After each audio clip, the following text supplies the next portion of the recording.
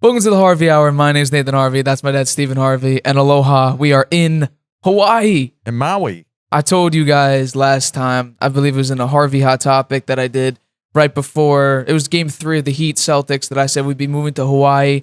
And, well, this is our last day in Maui. We are leaving about, 7-8 hours from now. We'll be boarding a flight heading back to New York. Bummer. But the Eastern Conference Finals just wrapped up. Was it last night, 2 nights ago? And the Celtics were able to move on. But before we talk about the Eastern Conference Finals, I want to first talk about the Western Conference Finals, which only ended in 5 games.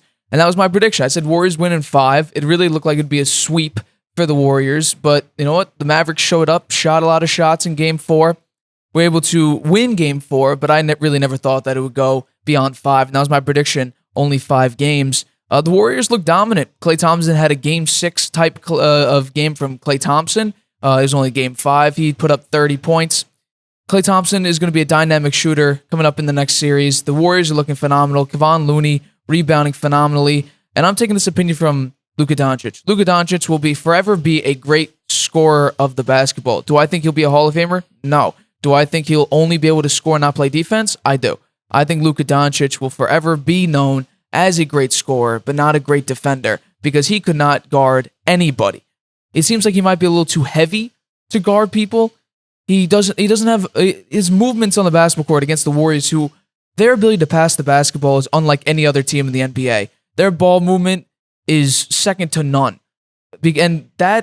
And because of that, Luka Doncic could not guard anybody. The entire Mavericks team could not guard well. They didn't shoot the ball particularly well. And the Warriors seemed to really understand what was going on, at least on the Mavericks' perspective, and really take advantage of that with quick movements. So I want to know what you thought of the Warriors-Mavericks series, going only 5 games. You think Luka is a good ball handler? I would not call him a supreme ball handler, but he has ball handling skills. He's a good passer. Yes, he can pass the ball pretty well. Not sure about it. He's not that quick. I don't think he's that quick. You say he's big. He's very big. Big. He's smart with the ball, and he is a very good passer. The ball handling wise, does he turn the ball over much? He's not turning the ball over that much. Okay. Sometimes he gets into foul trouble. I don't know. He's not really a classic point guard. Absolutely not. No, he's big. He's the field. He's the the court general. Though he's the general on the court. He's making all the decisions, but he's not your typical point guard. Right. Yeah. So I don't know about his defense is not great. That's for sure. And the Warriors are on a mission. Right? Absolutely. Yeah. And they got Klay Thompson back. They've got Curry, the Splash Brothers. So they're back in action. And they look pretty dominant in that series, right? Absolutely. And the Mavericks aren't a bad team, that's for sure. They made it to the Western Conference Finals. So the Warriors look tough. I'd say they look very tough. And I think they'll be a handful for the Celtics. Absolutely. Particularly that the Warriors have all that experience, too. They've got Green, Thompson, and Curry all have been in six different finals, right? And won 4 of them. Yep. So I think that they got to be favored, unfortunately. I'm rooting for the Celtics, of course. But I'd say the Warriors are favored. When I take a look at the Warriors, they missed the playoffs, or they missed the playoffs both years. The past 2 years, they missed the playoffs. They didn't beat Memphis in the play-in game. They got eliminated. And the year before that, which was the bubble year, they played terribly. I think they won only about 13, 15 games. They played absolutely horrendously, and that was in large part due to Klay Thompson not even being there. Klay Thompson's been hurt for the past 2 years, and immediately when he entered the court in his comeback game, along with Draymond Green, when he came back from injury, and it was the first time that Klay, Steph, and Draymond took the court together, and I believe it was over 1,000 days. You saw the impact of what that core is coming back together immediately. Draymond Green with his high pick and rolls, which open up the shots for Klay Thompson, who's a spot-up shooter, and Steph Curry, who can get around any pick and shoot from 35 feet and drain it. What worries me a lot about the Warriors going into this playoff series against the Celtics is the cold streaks that Klay Thompson, especially recently, can get into, and Steph Curry. Steph Curry's been shooting pretty poorly from 3 in the postseason, But what is really, really positive as against the Celtics with Steph Curry is that if you take away the most recent game where Marcus Smart injured Curry was out for the last 2 weeks of the season, the past 6 games that Curry's played against the Celtics, he's made over 30 points a game, and he's shooting over 50% from the field and over 52% from 3 against the Celtics. But the Celtics have the upper hand by winning the past 6 out of 7 matchups. So that's something to look out for. The Mavericks, I feel like... How about the other support players for the Warriors, too? They have Kevon Wiggins. Looney seems to be on a whole nother level. Wiggins is finally showing like a number 1 overall pick. And they have Poole. Poole is an unbelievable person. Poole is kind of the person who buys in, right? He came from the G League. He was a G League all third team. Comes into the Warriors. He believes in the system of the Warriors. And that causes him, let's say Curry's out, Klay Thompson's out. Poole gets put in that starting role. You see no lack of production from the Warriors offense. That's a key part of what they're doing. Yeah. They could put in people, and as long as they believe in the system, they believe in the concept that the Warriors are trying to run, you could put in different pieces, different players, different play styles, as long as they buy into the system, and a lack of production will never show. Because of the fact that Steve Kerr is a tremendously hard coach. He coaches them very, very hard. And the leadership of a Draymond Green, the leadership of a Steph Curry, and now Klay Thompson, who's come back from injury, the leadership allows all these guys an easier chance to buy in because they're like, oh, well, the core's back. The core's won 3 NBA finals. They've been to, now this is going to be the 6th out of 8 years going into the finals. So the ability for that core to stick together and show the leadership to the younger they don't guys. Have Kevin Durant. They do not. And I think Kevin Durant leaving the Warriors was a huge mistake, it seems now. Yeah. Because now they have a chance. They won before Kevin Durant. They won with Kevin Durant. And now they have an opportunity to win without Kevin Durant. Something Michael Jordan couldn't do without Scottie Pippen. He didn't win before Scottie Pippen. He won with Scottie Pippen and couldn't win afterwards. Yeah, well, didn't the Warriors win one without Kevin Durant? Yeah, they won one, I believe it was 2015-16. Before he came. And then they would have won the second one, but they lost the 3-1 series to the Cavaliers in 2016, which was the first time that's happened in NBA history. Yeah. At least in the finals. And then Draymond Green, Steph Curry flew over, called up Kevin Durant, said, come join us. He did. They won. They went to 3 straight, won 2 of them. I think they would have won 3 straight if Kevin Durant didn't tear his Achilles and Klay Thompson didn't tear his ACL. Yeah. Well. Yeah, well, I think the Warriors are pretty formidable. So, and I think they well rested too. They didn't have to work anywhere near as hard as the Celtics did against the Heat. That series went to 7 games. Yeah. Maybe we should start talking about that one. Sure, I'll move on to that now. The Celtics were able to finish off the Heat, cool down the Heat in 7 games. I thought the series would go 6, and it was certainly looking like that.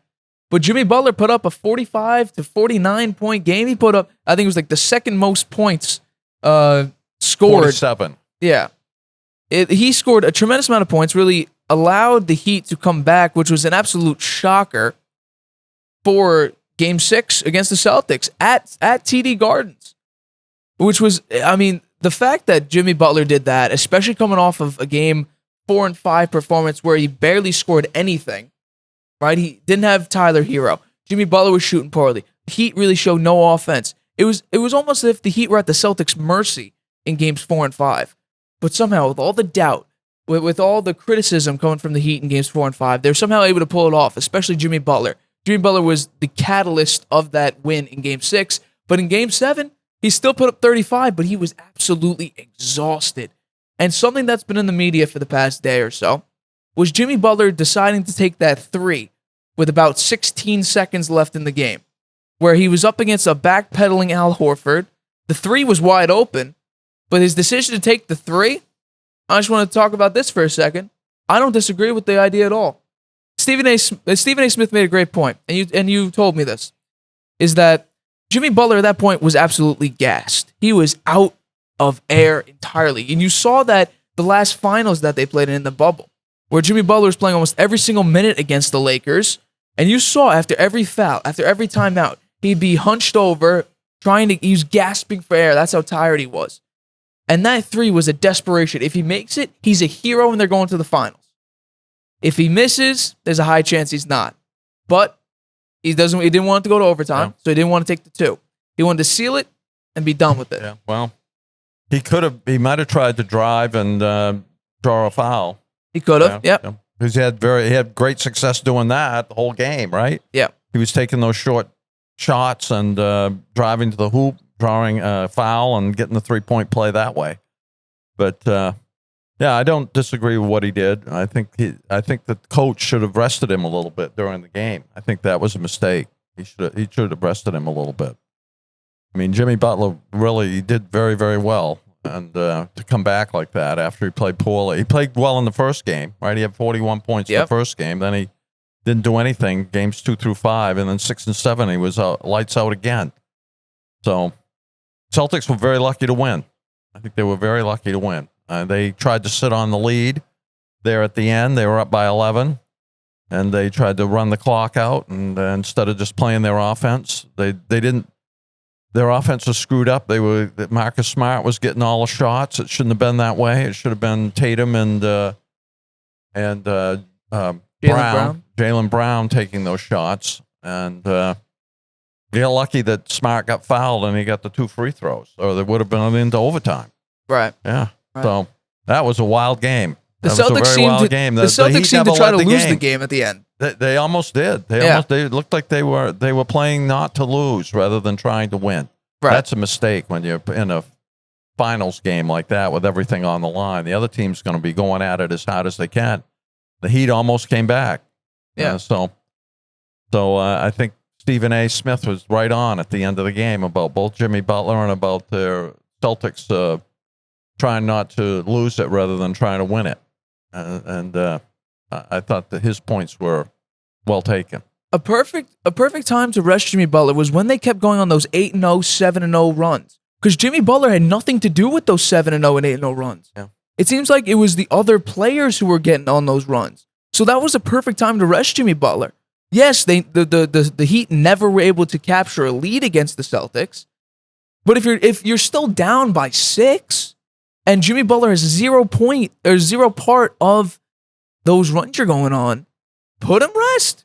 Give him some rest. 2-3 minutes. Keep him on the bench for a little bit. Try to they had a 7-8 run. They had a 7-0, 8-0 run probably 2-3 times in the game. If you take, let's say he rests for 2 minutes. That's what? 6 minutes rested. Yeah. So, take him out right near the end of the quarter, for a minute or 2. Right. Then he gets a nice rest. Absolutely. But anyway, I think the Heat, they didn't have a hero. He wasn't. He was 0. Tyler Hero was a big 0. He was a big 0, but he was hurt. I think he was rusty because he hadn't played much. So Celtics got lucky that way, and throughout these playoffs, right? Each team seemed to have had somebody that wasn't there that could have made a difference. Yeah. Right. It was Chris Middleton in the Milwaukee series. Yep. He wasn't there, and Hero in this one. Also, Kyrie did not really show up against the Celtics. Kyrie didn't show up, and I don't know, the Brooklyn, they were a weird team. I agree with problems. that. They got problems there. I don't know what they're going to do. So I'm rooting for the Celtics. I think that it's going to be very challenging, though, because one, the Celtics have nobody that's had any experience in the finals. I was happy Al Horford got in, right? He's 140 playoff games before he made it to a final. So good for him. And I think that it's going to be very challenging. Well, let's move on to that. Warriors and Celtics are going to meet up this Thursday on ABC. Can't wait. Warriors are favored by about 3.5 points. At San Francisco. They're playing at Warriors. I want to talk about, you said you'll take the Celtics. I'll take the Warriors in the series. Yeah, well, now, I'm not so sure about the Celtics, but I'm taking them out of loyalty. Now, the crazy part about it is that these two teams are the teams that I chose to be in the finals. Oh, yeah? I chose the Celtics go all the way. I said Celtics in 6 against the Heat. They went 7. I said Celtics in 6 against Milwaukee. They went 7. I said Celtics, I think, in 5 against Brooklyn. They swept. I was spot on with my Warriors predictions each time. So these are my two teams to get into the finals. Yeah. So for me to pick the Warriors is hard because I want to see both teams win.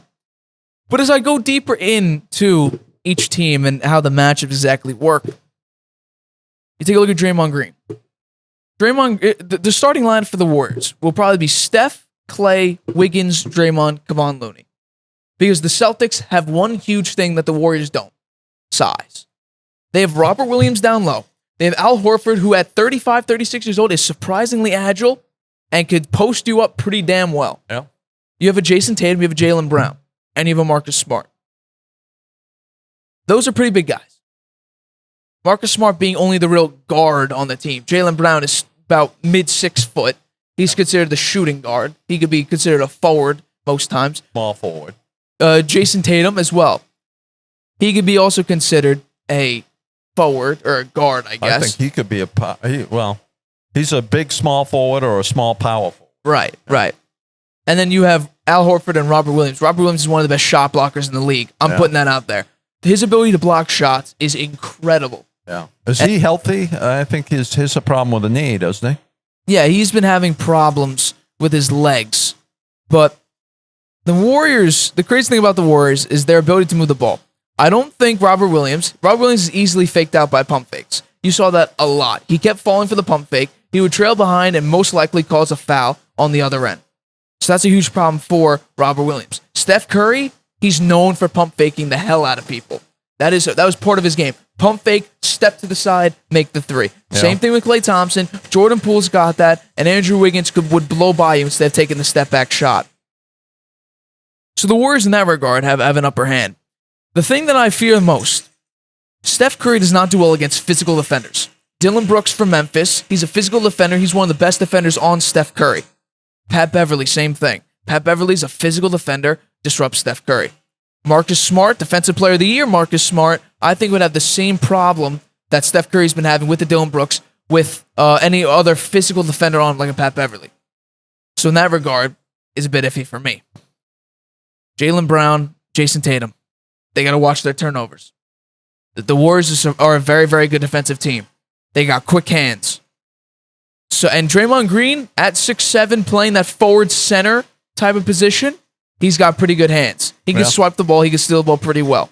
Well, that's a concern for the Celtics because they turn the ball over a lot. But both teams, the Warriors included, turn the ball over a lot. But the difference between the Celtics and the Warriors is that the Warriors make up for it in shots. If the Celtics turn the ball over, and you saw it against the Heat, they turn the ball over, he get easy buckets. The Celtics are trying to claw their way back, and they can never get a rhythm going properly. Yeah.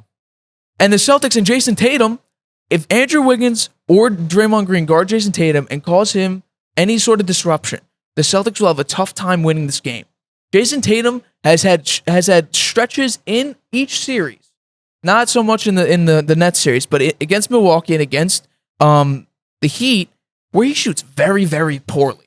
And the Celtics have a very tough time winning when Jason Tatum shoots poorly. Yeah. I think personally Jaylen Brown should have maybe won the Larry Bird MVP. Yeah. Because Jaylen Brown was a consistent 23, 24-point scorer who could rebound pretty well and who could assist the ball pretty well. Who got it from the Warriors? It was Steph Curry. Oh no, the player, it was Magic Johnson. But who got the Steph Curry? Steph Curry got it. Yeah. So in that regard, I'm gonna take the Warriors in 6. Well, one other thing I'd like to discuss a little bit is the lack of a point guard for the Celtics. Okay. Right? They really don't have a point guard. So, and the Warriors do. Steph Curry is a point guard. So I don't know whether that's going to be an issue or not, or give an advantage to the Warriors because Celtics they bring it up. It looks like it's kind of a free for all when they bring it up the court. They pass it around, try to get somebody open, and usually Smart's the one bringing it up. Sometimes he turns it over. Sometimes he takes a bad shot. Well, I don't know. Curry, on the other hand, has had trouble handling the ball in the playoffs, right? He's been turning it over a lot, and sometimes his shooting isn't that great either. So, but he did manage to average, 30 points a game in the Western Conference Finals? Something like that. Yeah. So, well, against the Celtics, he's been shooting 30. I believe I think he averaged about 25. What was the record this year with the Celtics and the Warriors? Won those games? The past 7 games, the Celtics are 6-1. Really? Yeah. Well, that's a plus for them. Although they only played 2 games this year, right? Yeah. And what was that? Was that 1-1, or did the Celtics win both? I think they won both. Here, I'll check it right now. But what I'm looking at now, from the Celtics' perspective, is the Celtics really, really have to look out for poor shooting. Marcus Smart will chuck threes if he's wide open. Most of the time, he'll miss. Jason Tatum, he'll get into these poor shooting stretches, which is, again, a serious problem. And Jaylen Brown seems to not be able to hold on to the ball at points sometimes. So, under that regard, I think, you know what? They split this year. They split. They split. That's what I thought. Yeah. But that just means, before this year, the Celtics were 5-0 under Steve Kerr against the Warriors. Yeah. But that was different. I mean, they didn't have Klay Thompson then. True. I think their team is much better now than back then. I don't think those games mean that much. I mean, I guess that could be. Let's see. No, Klay Thompson did play in the second one. Did the Warriors win that one? No, the Warriors lost by almost 30. Klay Thompson had a Klay minus Thompson 30. He's just getting Got in his 8 groove. of 24. He's just getting in his groove now. So I think Curry may have gotten hurt. Yeah, this is the game Curry got hurt. Yeah. This is when Marcus Smart rolled over Curry's ankle and injured him. Yeah. So he wasn't able to play the entire game. But if I'd ask you, Warriors, Celtics, how many games? Who wins? I think for the Celtics to win, they're starting out in San Francisco, right? Yeah, which means they end also in San Francisco. I got to believe that they have to hope that they could get them in 6 because they'd have to do it at home. But I think it could go 7. Could go 7. And if it does, I think the Warriors will. Celtics have great defense. The Celtics defense in this playoffs is really showing, as their rank was in the regular season, as the number 1 defense. Now, you might not see that via the statistics, allowing Giannis to score 40 consistently, Jimmy Butler scoring 35, 40 points in but they 3 out of the 7 else. games. Exactly. Yeah. The thing with the Warriors now, the Brooklyn was the only team that seemed to have 2 shooters, but Kyrie Irving did not show up. That could have been because he was fasting for Ramadan, where halfway through the game he would need to eat. Case. So maybe he wasn't fully energized. So that isn't like a full Kyrie. You'd have off Kevin Durant games. Chris Middleton was not there, and Drew Holiday is not a great shooter for the Bucks, so there wasn't really the number 2 scorer for the Bucks. For the Heat, Tyler Hero was supposed to be that second scorer. He averaged about 40% from 3 in the regular season, averaged about 24 points, 6th man of the year. But he was a 0 the entire series. He didn't show up. Yeah. He was hurt through, I think, 3 of the games. And Bam Adebayo, he's more of a defender than a scorer. He can't be your number 2 scorer. The Warriors have about 3-4 scorers on the floor at all times. I know. Not even just subbing in and out, on the floor at all times. I know. Wow. So now the Celtics have to take the number 1 defense and put that against a Steph Curry, Klay Thompson, Jordan Poole, Andrew Wiggins. Mm-hmm. Who else? I mean, I guess you could say Draymond could score, but he's more of a physical. Yeah. He's a rebounder. I think they have to keep him in a half-court offense. They can't let him run. The Celtics have to keep the Warriors in the half-court offense and can't let them run, and they've got to use their physicality against them. Right? And they've got on the offense, they got to, I'd say they've been a 3-point shooting team, but I think they should try to go down low regularly, go down low a lot, and really be physical. I think that's the advantage they've got, and they should take advantage of it.